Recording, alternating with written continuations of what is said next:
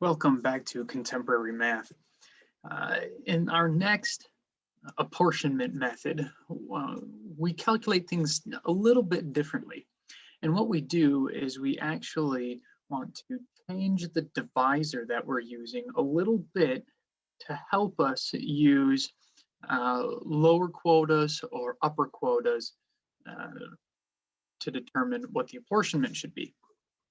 And actually, the method that we're going to look at in our first video, Jefferson's method, we want to round down. So we're going to find a divisor so that way when we round down, we get an apportionment of all of the items to be apportioned.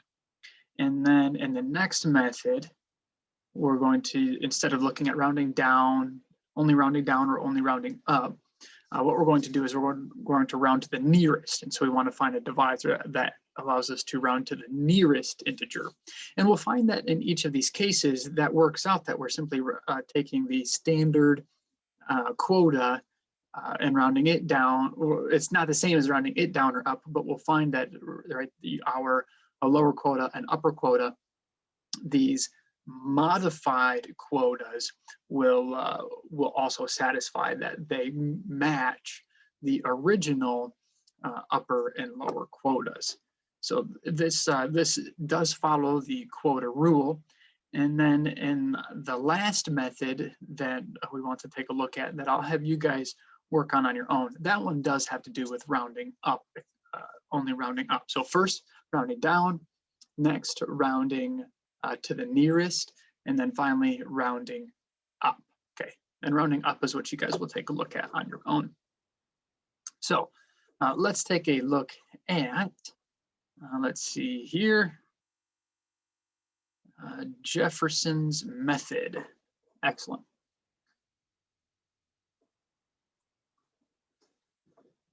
So again, what we're going to use is we're going to use what we call a modified divisor. And this modified divisor is found by taking the standard divisor and just adjusting it up or down a little bit as needed to find what we're looking for the particular method. When we use a modified divisor, the quota that we find is called the modified quota. Okay, so that will still have some decimal portion. And then when we round that modified quota down, as we want to do for Jefferson's method, that's called the modified lower quota. Okay, so Jefferson's method asks us to find a modified divisor D, so that way when we round our modified quotas down, we have distributed the exact number of items to be apportioned. Okay, once we have found those numbers, that's exactly what each group gets. Simple as that.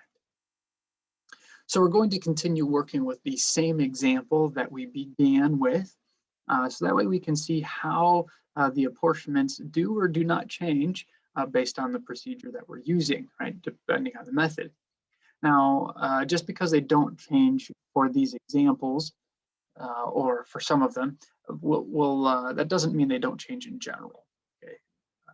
Depending on the situation, we can actually find that each method can have a differing result from another, depending on the circumstances. So again, we have 200 nurses to distribute between 4 shifts. And we want to do that based on the number of room calls that they receive during each shift. So when we perform Jefferson's method, what we want to do is we want to first calculate the standard divisor. And then once we have the standard divisor, we just need to adjust it a little bit to find the modified divisor. So first, find the standard divisor. Well, we actually found the standard divisor in the previous problem, so we found it to be 12. Then we want to find the modified divisor as a small adjustment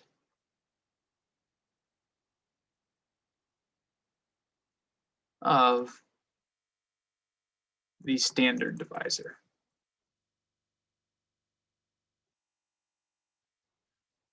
So what we're going to do is we're going to use this standard divisor, observe whether we, using the appropriate rounding, whether we have too many or too little of the items distributed.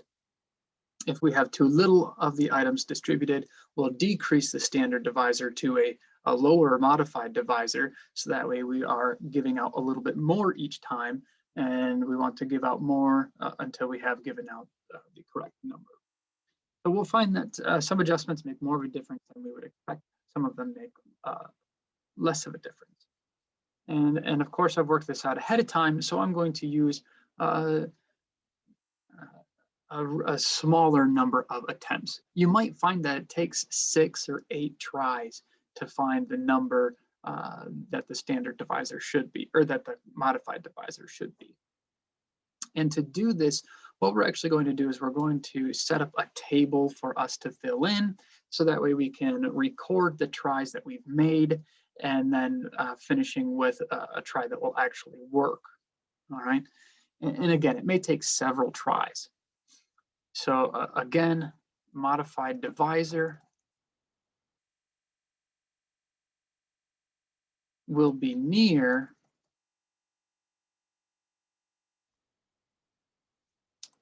the standard divisor. And near can be quite a relative term. That could be 3 or 4, right? It's 12 right now. Maybe that standard divisor could be all the way, or the modified divisor could be all the way down to 9. You don't know. Now that's a huge jump in terms of, right, we've dropped by 25%. Okay, 25% of 12 is 3, dropped by 3, and that gets us down to the 9 that I said. And what we're going to find is, of the 200 nurses, we'll have 3 left over to distribute, which 3 compared to 200 is very, very, very small. So we just need to decrease the standard divisor a very, very little bit to find our modified divisor. So we begin, again, this is the process that I'll expect you to use in your homework and actually, I think there's no homework for this section. So in the worksheet, in the chapter investigation. So we're going to take the standard divisor first and then adjust it. So we need several rows. We need to record what value for D we're using. We need to record the distribution, the number of nurses that have been dispersed to each shift. So shift A, shift B, shift C, and shift D. And then what we would like to do is we'd like to observe whether the total number of nurses distributed matches the desired number of nurses. So we want to look at the total. Now it might be helpful in each case to actually make note of what the number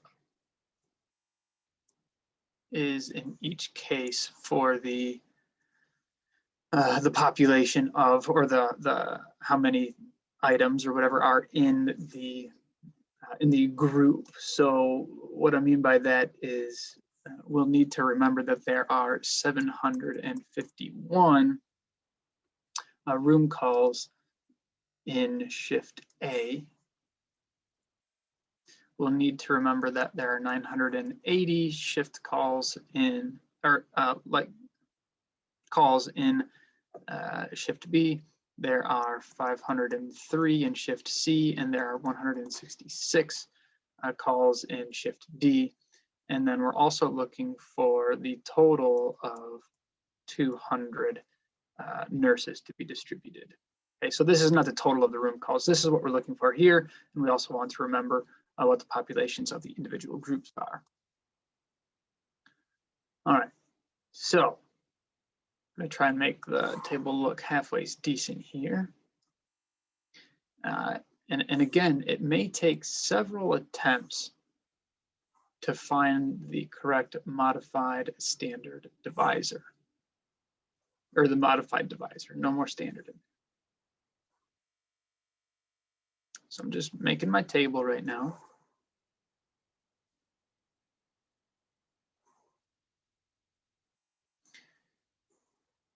And what I'll do is in many of these, I will include the number before it's rounded and then also the rounded number that we are interested in.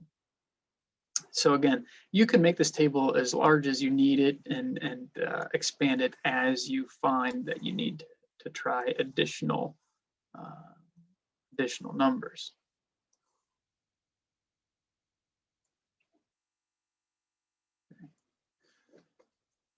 So if you were to, let's see here, if we were to use the standard divisor of 12, this will give us a baseline. So if we use the standard divisor of 12, what we find is that we would distribute 62 nurses to shift A, 81 nurses to shift B, 41 nurses to shift C, 13 nurses to shift D, and that gives us a total of 197. Now, these numbers I'm getting directly from what we had in our previous example. Okay. These are the standard quotas. So 62.583. So this came from 62.583.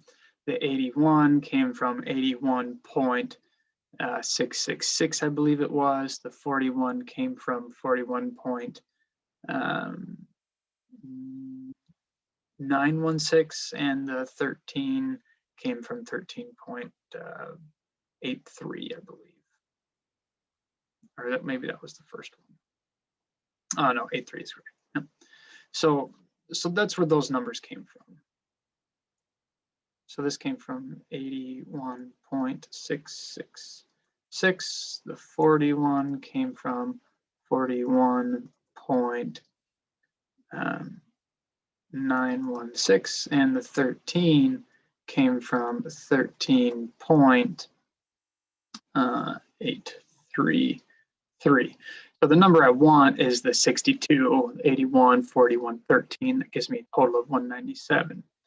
Now this is too small. All right, that's not enough nurses distributed. So if I want to increase the number that I'm finding, right, I'm finding each of these numbers by dividing. So if I divide by a smaller number, I get something bigger, right? If I take 20 and I divide it by 5, I get 4. If I take 20 and divide it by 4, I get 5. So as I decrease the thing I'm dividing by, I increase the overall value.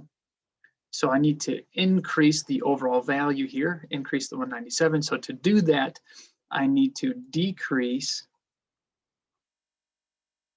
D. I need to decrease and find a lower divisor.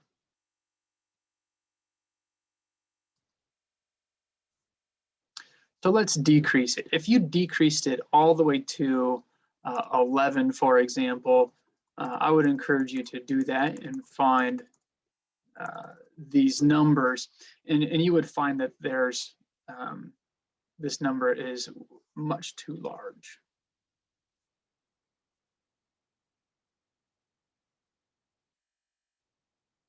And if it's too large, then we need to increase D, so that way we can find a smaller number of things distributed. So we would need to increase that a little bit. So I would encourage you just to give that a shot. And then I'm going to bring us to somewhere close by. And I'm going to say, let's try 11.8. So this is actually very, very close to the 12. And if we were to choose 11.8, we would find that, all right, what we could do here is we can actually use our calculator. So let's use this just to give you an idea of what we're looking for in each case. And let's see, I'll set this off to the side. And I want the calculator still. So here's the calculator. And let's see if we can fill in these numbers. So turn our calculator on. Here we go. Clear it. And we have 751 calls in shift A, and let's divide that by the 11.8 to get 63. 63.644. So that using Jefferson's method, again, we want to round it down. We're rounding down always, so that would give us 63. When we take the 980 and divide by the 11.8, we get 83.05. So we would choose 83 in this case. And then we have 503 calls divided by our modified divisor of 11.8. And that gives us 42.6. So that with that tells us we need to round down to 42. And then 166 divided by the modified divisor of 11.8 is going to give us 14.06. So we'll have 14 there. All right. So I add up the numbers that I'm apportioning. 63, 83, 42, 14. When I add all of those up, I get 202. So I decreased from the standard divisor of 12 to 11, and I'm telling you that that number is far too large. Since it's too large, I need to distribute fewer nurses, so I increase the divisor, so that way I'm getting a smaller value overall. Smaller values should add up to something smaller, in this case 202. Unfortunately, this is still too large. So again, I need to increase the modified divisor. So I'm going to increase it. And a lot of times what's nice to do, if you're really unsure of where to go, you can always just divide the difference by 2. So what's between, right, I know 12 is too small. I know 11.8 or 12 is too big of a number. 11.8 is too small of a number. 12 gives me not enough nurses distributed. 11.8 gives me too many nurses distributed. I'm going to go right in between them. I'm going to go 11.9. And we'll see if that works. So when I do that, 751 calls divided by 11.9. There we go. That gives me 63.1. So shift A still would get 63 nurses. Shift B with 980 calls would divide by 11.9. That would be 82.3. So they would get 82 in this case. Again, we're rounding down. And then the 503 divided by 11.9 would give us 42.2, so that's still rounded down to 42. And 166 divided by 11.9 gives us 13.9, so that would round down to 13. And we find that this is the desired 200. Perfect. Excellent. So the distribution, the apportionment is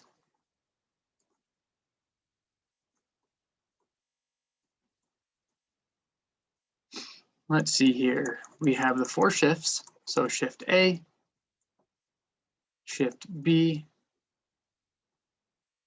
shift C, and shift D. We want to say what each one of these 4 shifts is getting.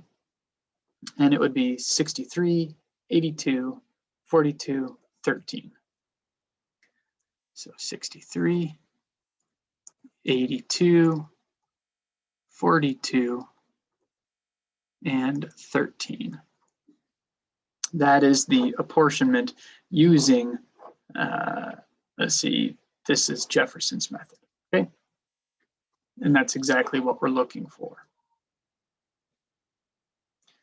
All right, so in the next video, we'll take a look at Webster's method. And when we look at Webster's method, we'll see that it's really quite similar to Jefferson's method, just a little bit slightly different adjustments, which is fine. And then finally, Adam's method, I'll have you guys take a look at on your own. So thank you for your time, and I'll see you guys back here again shortly.